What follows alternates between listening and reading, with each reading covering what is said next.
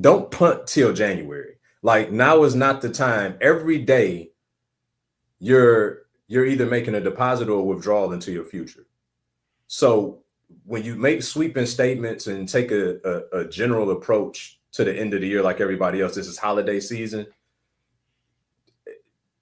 you're making a withdrawal from your future. Just stay consistent, do the work, and I promise you, one day you'll be able to treat any day like a holiday.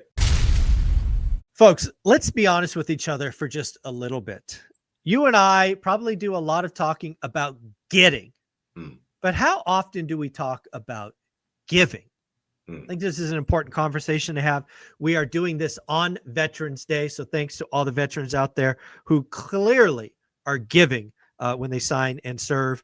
But Brian, let's talk about getting versus giving. What does Scripture have to say? Yeah, so Proverbs 11:24 says, "Give freely and become more wealthy. Be stingy and lose everything."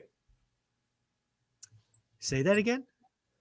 Give freely and become more wealthy. Be stingy and lose everything.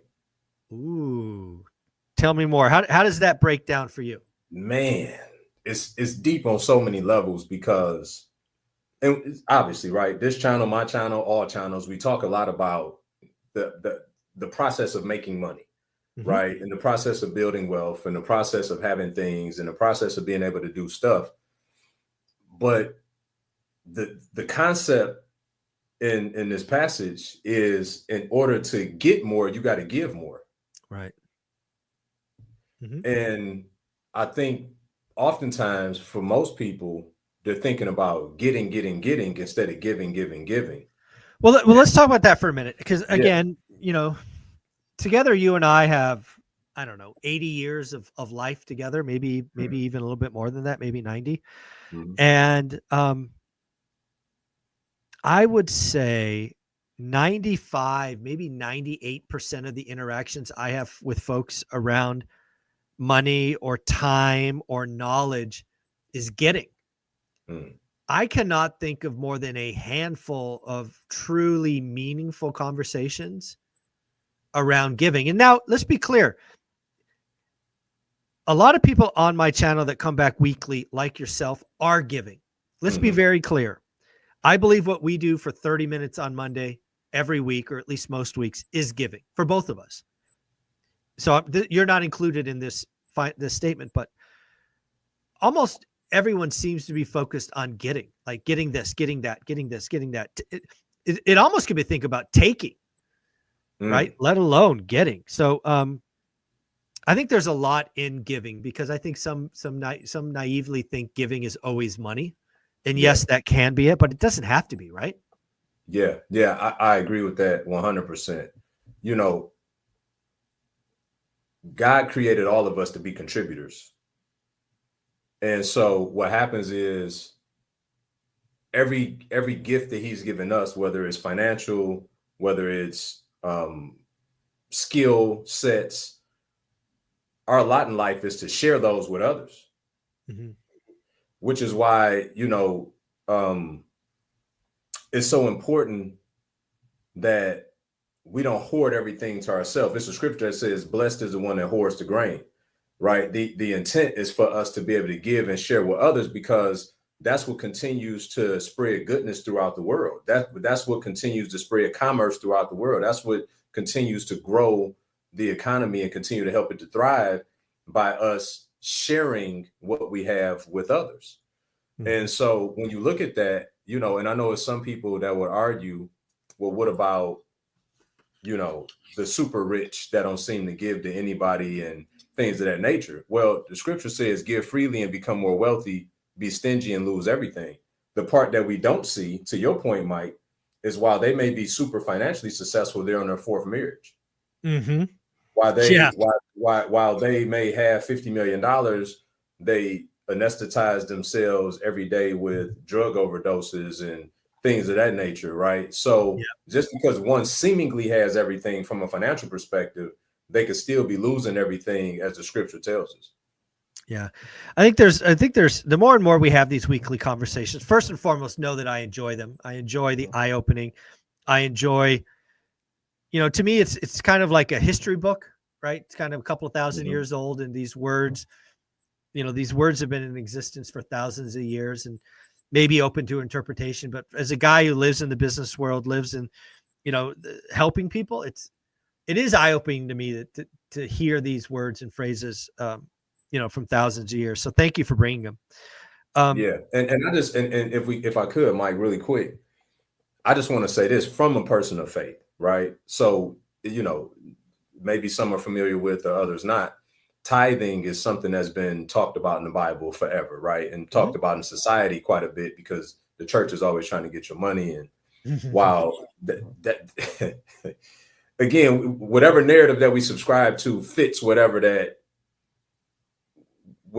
we're comfortable with doing or not doing, right? But I just want to say this because I think it's important for us to share our personal testimonies, right?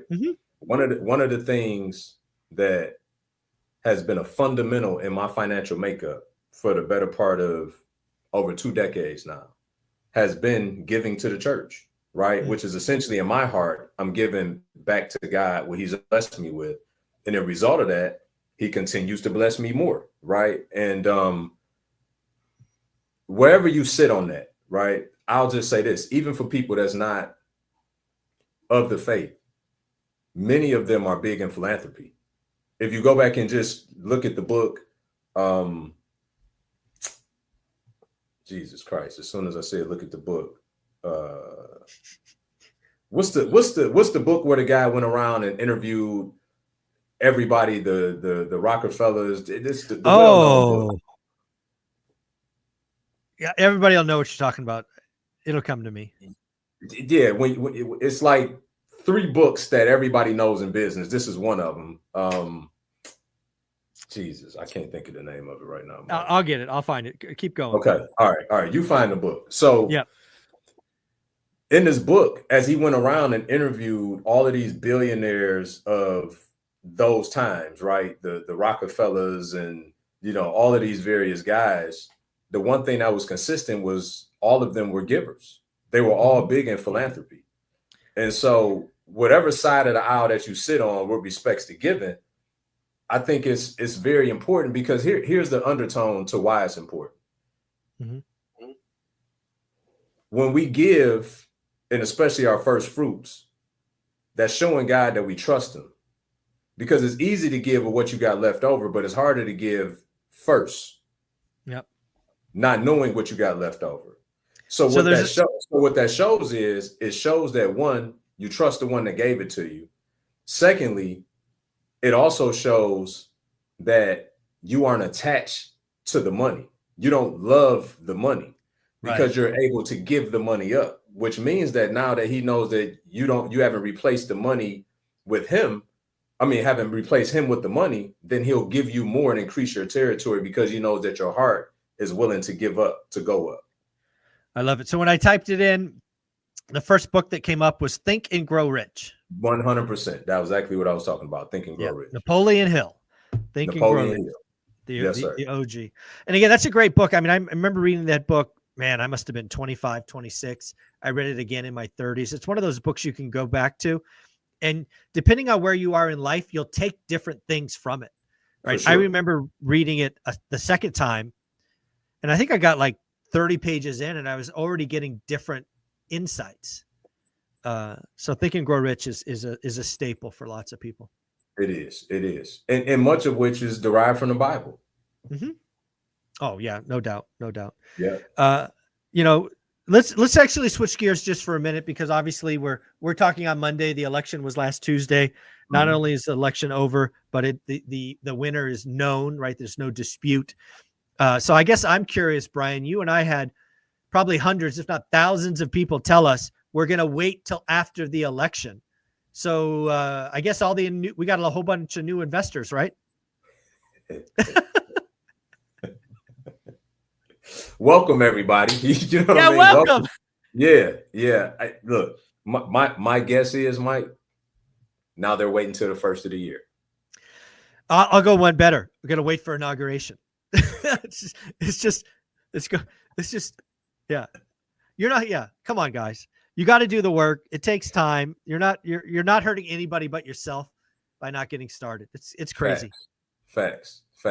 The only thing that you could have done by waiting for the election was put yourself further behind. Yeah, exactly. I mean, seriously, right? Like, because now you're getting ready to get ready when you should have been getting ready and start doing the work so that you can already be out here doing everything that everybody else is already doing. Because here's the reality: nothing has changed. Yeah, it's funny. Very little movement with rates, right? Inventory is still what it was.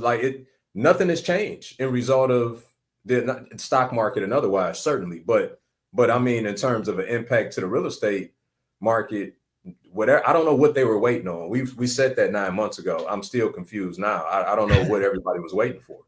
It's really crazy because I said it, I think 10, maybe 12 weeks ago, we've entered a buyer's market. We're in the thick of the buyer's market now. Mm-hmm. The longer that rates stay at 7%, the longer the buy. And again, people hear that and they're like, oh, I'm going to wait till 6, then I'll get started. No, you don't want to do that. You want to get started. You want to get started now. So you are ready. It's crazy. So let me read you a quote, a comment from Annie. Mm-hmm. Annie's a frequent commenter. By the way, thank you everybody for leaving comments. I do read them. It does help the algorithm. So shout out Annie. Does anyone feel like it just might be the beginning of a buyer's market? I made an offer on a home 1 month ago. I got a message back yesterday. They are finally willing to accept. Again, buyer's market, follow up, write the offers. They'll ignore you, but eventually they're going to figure out you're the only game in town. That is a buyer's market, Brian. I love buyer's markets. Yeah, 100%. There's so many deals that can be done creatively right now because it's a buyer's market. Land contract deals are becoming more popular. Seller finance, whatever you want to call them. Your guys over at Velocity, right? That 50, 40, 10, like that's super creative right now in this climate where a seller would be willing to carry back maybe a second, right, for 40%. Yeah. I think it's a great time if you could just continue to stay aggressive. Right now, especially going into the holidays, there's always sellers looking to liquidate to make poor decisions around holidays, right? They switch from being investors to consumers overnight. It's the craziest thing to me. But you got people out there that's got these properties that have been boat anchors for them that they've just been paying property tax and insurance on. And if you can just stay aggressive and consistent and make the right offer, you'd be surprised that this time of year, people get an itch that they want to see, some zeros in the bank account so they go make some poor decisions. Yeah. No, I think we're in a buyer's market. If you get into a buyer's market and you have a tax year ending, the closer we get to December 31st, the more the pressure builds because some people, whether it's poor decisions to become consumers, but there could also be tax consequences, right? If you can find someone who has tax consequences, capital gains, capital losses, whatever it is, that window is getting really, really short, right? We're already, Veterans Day, November 11th. If you don't put something in contract by Thanksgiving, your chances of closing a conventional loan by the end of the year is not great, certainly not certain. So the pressure is building. Take advantage, write disrespectful offers, follow up. Pretty amazing. What do you think? Oh man. If don't be like everyone else and fall asleep this time of year. Don't punt till January. Like now is not the time. Every day you're either making a deposit or a withdrawal into your future. So when you make sweeping statements and take a general approach to the end of the year, like everybody else, this is holiday season, you're making a withdrawal from your future. Just stay consistent, do the work. And I promise you, one day you'll be able to treat any day like a holiday. There you go, baby. Every day's Saturday. I love saying that. Brian, where can people find you? Brian Adamson Official, YouTube, IG, and everywhere else. And shout out to the ORaaT family, man. I love talking to you guys when you send me DMs and such. So, appreciate it. Again, IG at Brian Adamson Official. Send him a note. Tell him you love him on the show. Also, folks, leave your favorite Bible passage or Bible verse below. Brian and I will go through. I'm thoroughly enjoying these. Really eye-opening for someone who's honestly never read the Bible. So it's always fun to have somebody who you know and respect teaspoon the knowledge to you. So Brian, I appreciate you, buddy. Yes, sir. And look, I just want to say this to the viewer real quick before we leave. if there ever is any question or curiosity about what we're talking about, right, with respects to give freely and become more wealthy, be stingy and lose everything, just think about the fact that Mike has put out thousands of videos on YouTube consistently for over the last 5 years. And the result of it has grown over 60,000 subscribers and counting, probably be at 100,000 in no time. That's a clear example of giving freely and becoming more wealthy. And wealth is not just the monetary value associated with it. It's the wealth that I saw at the last ORaaT celebration. I saw the true wealth come through in Mike's emotions. It was really indescribable. You had to be there to really understand it, which I hope many of you will be there this upcoming February to get it. But just Mike is a clear example of what giving freely and becoming wealthy looks like. I appreciate it. Brian, just again, a total pivot. I don't know if you remember this, but I ran my marathon last Sunday. So just over a week ago. And two runners actually tapped me on the shoulder and said, hey, you know, keep going, because they recognized me, which was awesome. And then there was actually a subscriber who waited outside their house for me to come by hours into the race screaming, ORaaT, Zuber. That is true wealth right there. Man, I just got chills, bro. That's crazy. That is crazy, right? ORaaT family, you are amazing. And we will see you in Vegas. Brian will be there. Come say hi. Come get pictures. Come ask him a lot of questions. He'll be there both days. It's going to be awesome. Please do. Yeah. Awesome. Thank you, buddy. All right, bro.